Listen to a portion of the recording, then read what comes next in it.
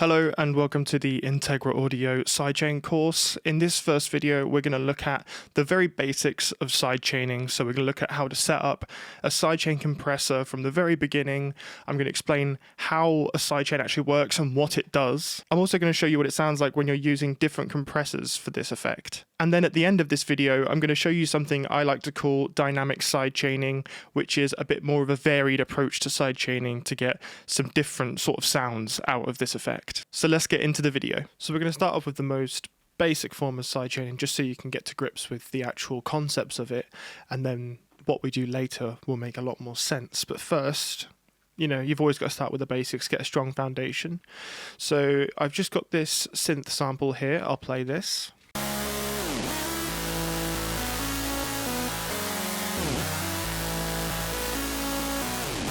Just a synth sample I got from Splice, and then I've got a boom kit here, which is what I'm going to use to trigger the sidechain. So let's get very basic, and let's just, on every quarter note of the bar, and then I'll just duplicate this over, and this way we have a beat every quarter note. So let's have a little listen.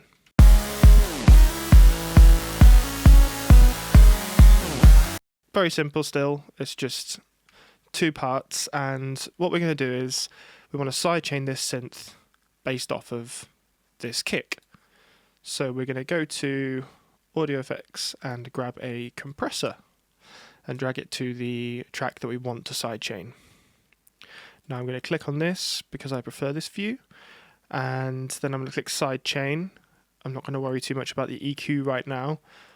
And I'm going to use the audio from the boom kit. This is the kick that we're wanting to trigger. So as I press play, it might not do anything because the threshold hasn't been changed, but have a little look at this bar, because you'll start to see where the threshold is being met is dictated by the kick drum and not the audio itself.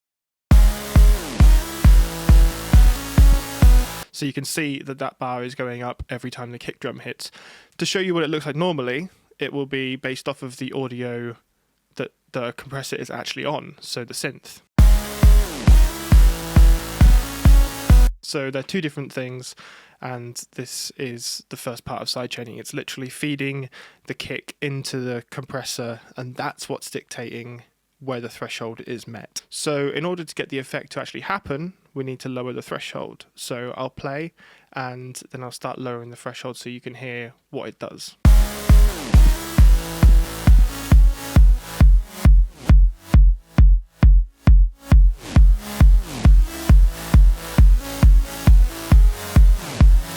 So as you can see, the gain reduction, the GR bar next to it over here, this is also going along with the kick, and that's telling you how much gain is being reduced every time the compressor is kicked in. So we've got threshold, which is dictating when is the compressor going to kick in based on the volume. So once it reaches that level, and we've got it set here at minus 20.7 dB, once it hits that, then the compressor is going to kick in. The next thing we're going to look at is the ratio. So this is what dictates how much is going to be compressed. 4:1 ratio, it means that it's going to be reduced by a factor of 4, so divided by 4. The more you go, the more the sound gets reduced. The less you go, if you go 1:1, then it's just going to stay the same. So I'll press play and play about with the ratio so you can hear what this means.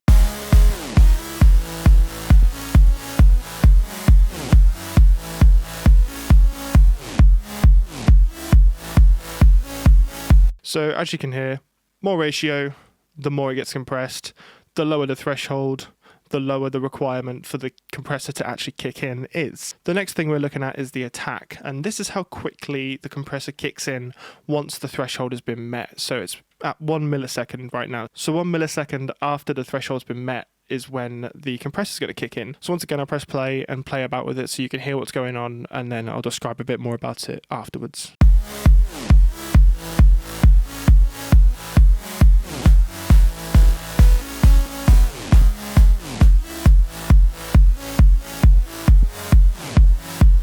So the lower the attack is, the quicker that compression's coming in, so you're going to hear that effect more prominently. If it's got a really long attack, then it's not kicking in for a while, and depending on the rhythm, what you're sidechaining to, it could even not be triggering it based off of that, but off of the next one because the attack's so long. So that's something to keep in mind, and all of these tailor into the overall sidechain compression effect. So this one over here is release, and this is essentially the other end of the attack. This is how quickly after the threshold's been met do you want the compression to fade out or completely turn off. So once again, I'll play it and play about with this parameter, and we can hear how different it sounds.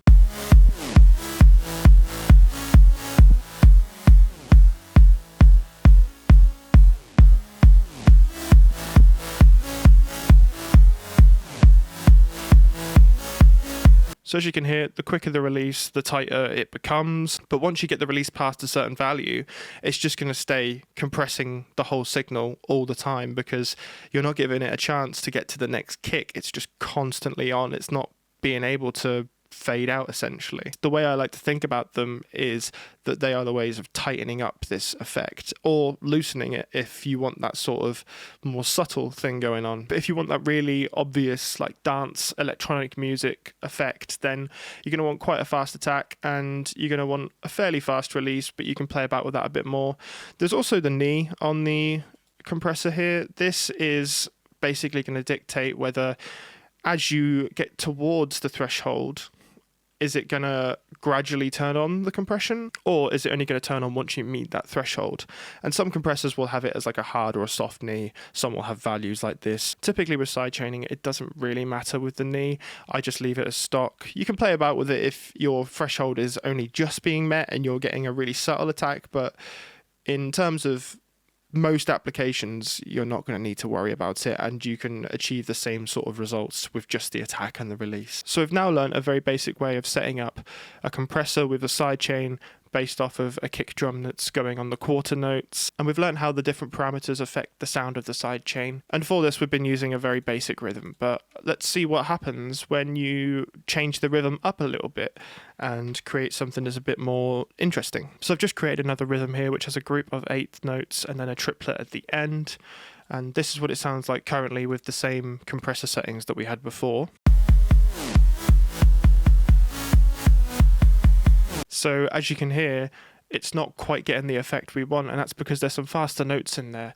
And this is really going to be dictated by the release. So I'll play it again and change the release values to show you how the rhythm of what we're sidechaining is going to factor into how these parameters behave with each other. And if you change up the rhythm, then you might need to also change up how the parameters are set up.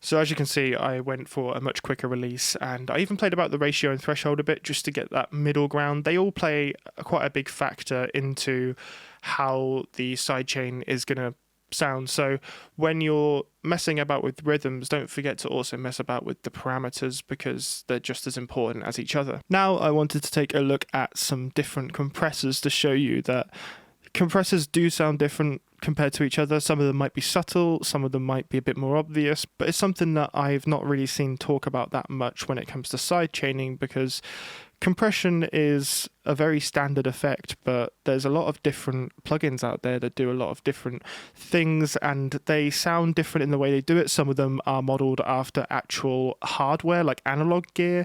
Some of them are just completely digital, but in a very unique way. So we've listened to how the Ableton stock compressor sounds. Let's have a little listen to how the glue compressor sounds. Now, this is more of a vintage analog feeling compressor. It's not specifically modeled after anything, but it's just a bit more of that vintage vibe, and it's not quite the clinical compression that you get from the stock compressor. From what I've seen in most DAWs with the stock plugins, you usually have at least one compressor which is like your standard one, and then you have one which is more of a vintage sounding one. So experiment with both. I'm just going to set up the sidechain like I have before, clicking sidechain and using the audio from the boom kit, and then rather than go through each parameter, because I've already done that, I'm going to simply press play and start playing about with parameters to show you how we can get a different sound.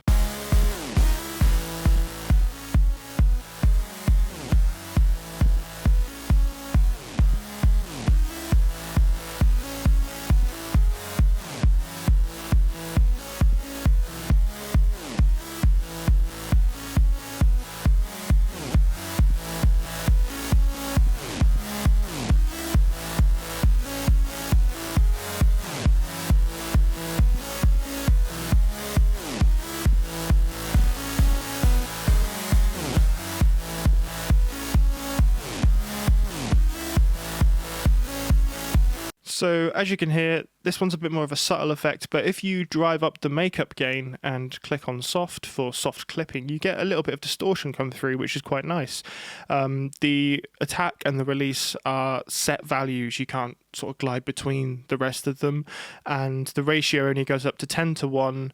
And you also have this additional feature, which is range. Now, if you noticed on the actual user interface here, when you're clicking on the range, the bar is going from left to right, and this is just saying like how much can you compress, what's the maximum gain reduction that you can get from this. And if you have it all the way up, then there's not really a limit to the amount of gain reduction. If you have it all the way down, then you're not going to get a lot at all.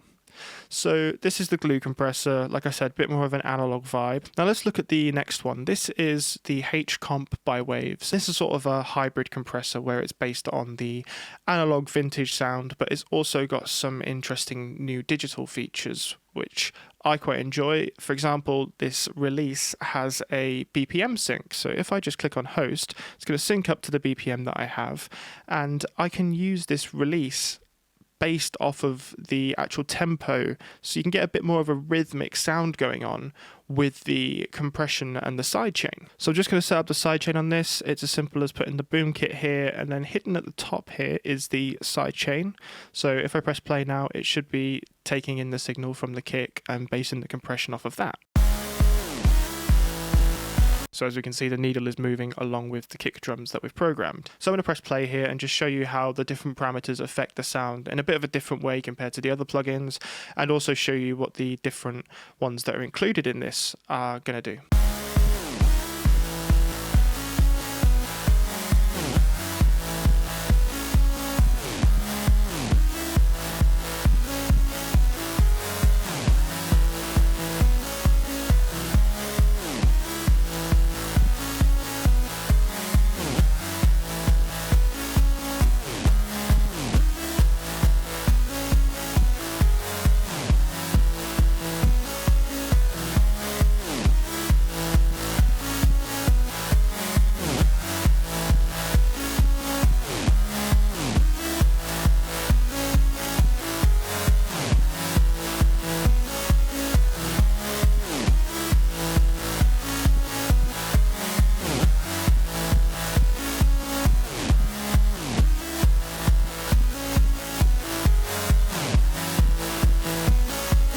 So to me, that's much more of a musical sound.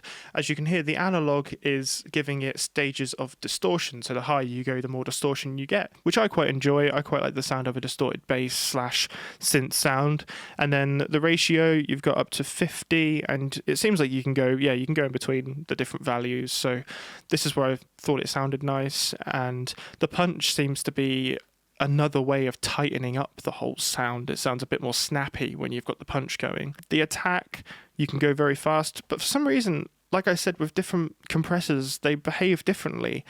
I preferred the sound of the attack a bit longer than what it was on the other two. And like I was saying, with how different plugins sound different and process the sound differently, this attack I much preferred at this sort of value than what I was doing on the other compressors, which would have been as low as possible. But this one just sounds a bit more musical in the way that it's coming in with the compression, and I just really like that value. I've got the quickest release going possible, and that's what's tightening up the tail end of it all. So maybe I wanted an even quicker release because the attack was more forwards. Once again, it's one of these things where you're just playing about with it. It's got a limiter on this as well, so it's just going to increase the volume a bit and also remove some of the dynamic range that's going on. So this is one that I really enjoy when it comes to a musical sounding sidechain. And I know it sounds weird to say musical because we're using all of these to make music, but some plugins just feel a bit more intuitive, a bit more natural, and the way that their parameters are set up just feel a bit more like creative and inspiring. So that's what I mean when I say it's a musical sounding plugin. Now let's have a look at the FabFilter Pro C2. This is the standard digital compressor in my opinion. I think way back it would have been the Wave C1, but this is just really everything that you could want from a digital compressor, and you've got so much choice with how you set up the parameters, and there's more parameters than I've seen on a lot of other ones. And you've even got this sidechain section here, and you can get really in detail about that. So let's set up the sidechain first. I'm going to click on Boom Kit as usual, and then over here I'm going to click on External. A lot of plugins will have this where it's if it's an internal sidechain or an external sidechain, and basically all that means is if it's an internal sidechain, it's just being triggered by itself. If it's an external one, then it's being triggered by something outside of the track, which in this case is the kick. So I've got this set up now, and I'm going to press play just so you can see what it looks like when it's actually going, and then I'll mess around with the threshold and ratio, attack, release, the things that we've looked at already, and then I'll explain afterwards the other parameters that are a bit new here.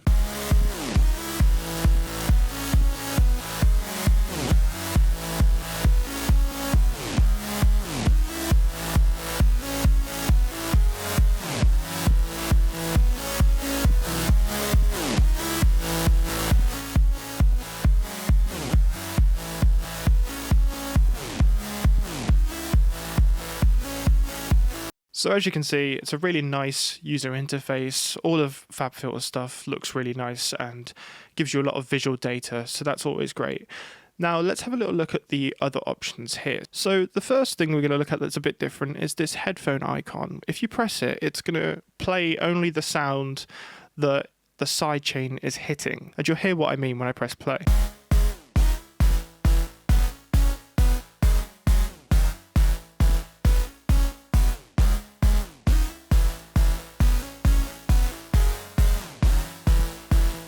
And yeah, that could be a cool effect in itself to use. I mainly use it as a way to hear exactly how the sidechain is affecting the sound of the synth that's going on, because you're actually hearing essentially the opposite of what's going on. You're hearing what's going to be taken out of the synth. Then over here we have a button that says clean, and this is just allowing you to try a bunch of different types of compression, and they're all labeled something like classic, opto, which is going to be like an optical compressor, but they're all going to be based off of something either in real life or something digital. The style of the compression is very important just as much as the other parameters, because it's how it's going to behave when you've set those other parameters. Sometimes the parameters that you set for one style aren't going to be the same that you're going to want to set for the next style. Now, in terms of this bit down here for the sidechain, you'll notice that there's a bit of an EQ curve.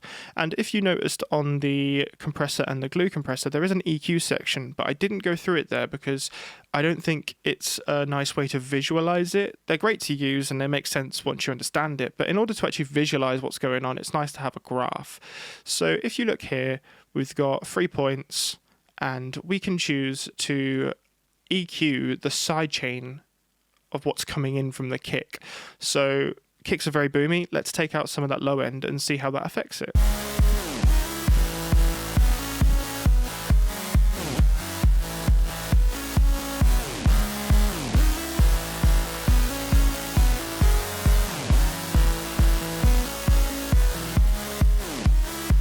So as you can see, all you're getting from that is the snap of the kick. You're not actually getting any of the low end come in. So the result is a much lessened sidechain effect. However, if we do it the other way around, if I get rid of this and then start going from the top end, which obviously the kick's most important data isn't up here, we can see how that's going to affect it.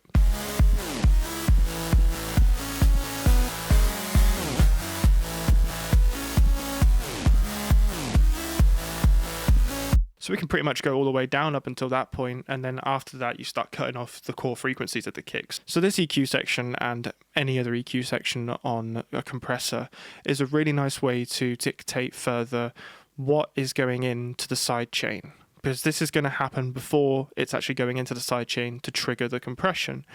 Do you want all of the frequencies involved, or do you want it to be a bit more stripped back with just the core frequencies? Or maybe you want it to be a really subtle effect, but still based off of that instrument, so you take out a lot of the core frequencies. It's just another way to really refine that sound of sidechain compression. And as we go through this course, you're going to see why it's important to know all these things. You may not notice them as much when it comes to your box standard compressing the signal based on a sidechain, but when you start using this application in other ways, like in the later videos, you'll see how this really can play an important role. So finally, we've got the Comp FET 76, which is based off of an 1176 compressor, probably the most famous compressor in the world. And this is an analog piece of gear that's been around for decades. This is an emulation by Arturia. So I'm just going to set up the sidechain, boom kit, and this really got me for a while because I was looking at it like, where's the sidechain? You have to click on advanced. And then down here, you have to click on external. It's emulating a little switch. So here we have a bit of a different situation. There's no threshold. We have an input, which is going to tell you how much of the actual audio is going in. This is not the sidechain bit. This is the actual audio, the synth. How much is going in. Then you have an output to say how much is going out. So this is basically the threshold. This is basically your makeup gain or just your out. And you can either link these or have them separate. A lot of people link them because then the volume of the sound doesn't change too much, but you're getting the effect that you want. Over here we have a mix, and we have a mix on all of them. This just means how much of the effect you want to come through. In my opinion, the mix value is kind of redundant in sidechaining, because if you just increase the threshold to the point where it's not even being met, then you're basically at a dry signal because it's not doing the effect. So essentially the threshold and the ratio start to become more of the mix value than the actual mix itself. You still can use it, and I'll play about with it in this example, but I didn't want to show it too early because I didn't want you to rely on that to get the right sound, because the other values are much more important to consider. So let's have a little listen and play about with these different parameters.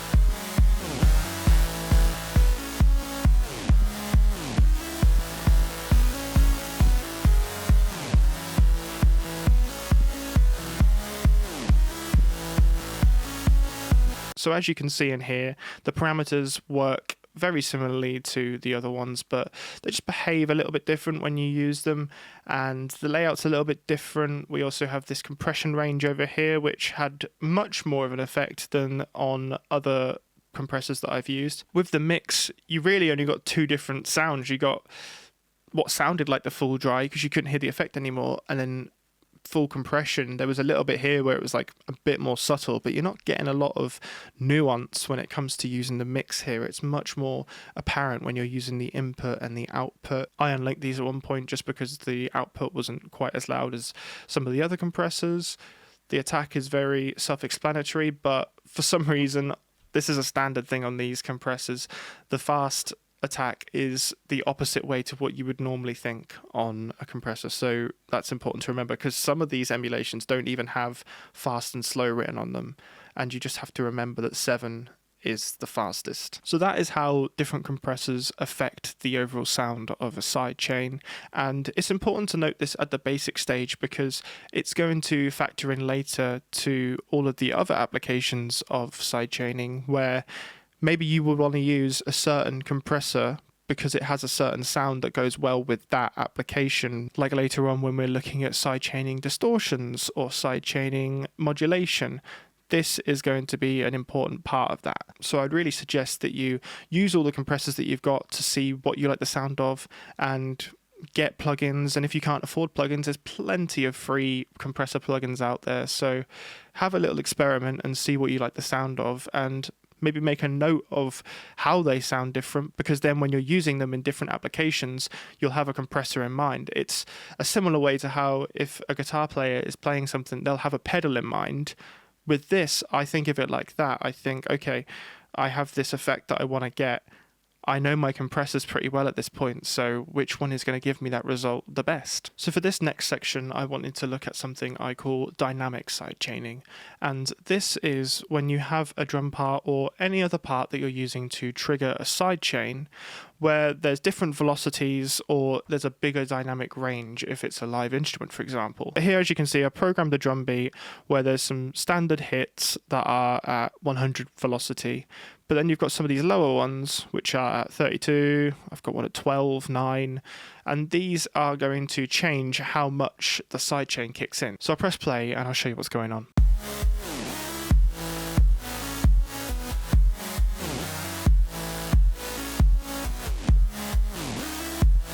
So as you can hear, when the kick is at a much lower velocity, it's not triggering the sidechain as much, and I can show you this without the kick in there to actually hear what's going on.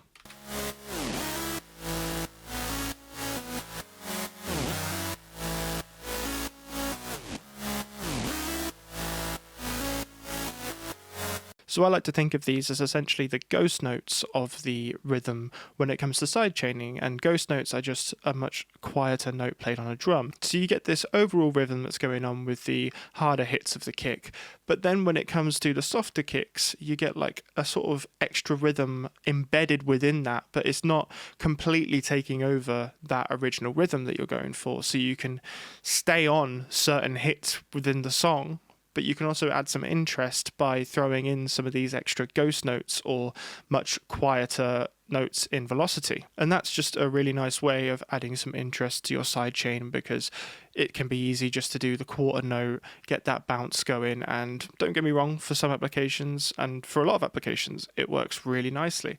But if you want to add a bit more interest into your sidechain, and that's what this course is all about, using sidechain in ways that people aren't really talking about, then I would really recommend experimenting with all the different aspects of it, including the thing that's triggering the sidechain itself.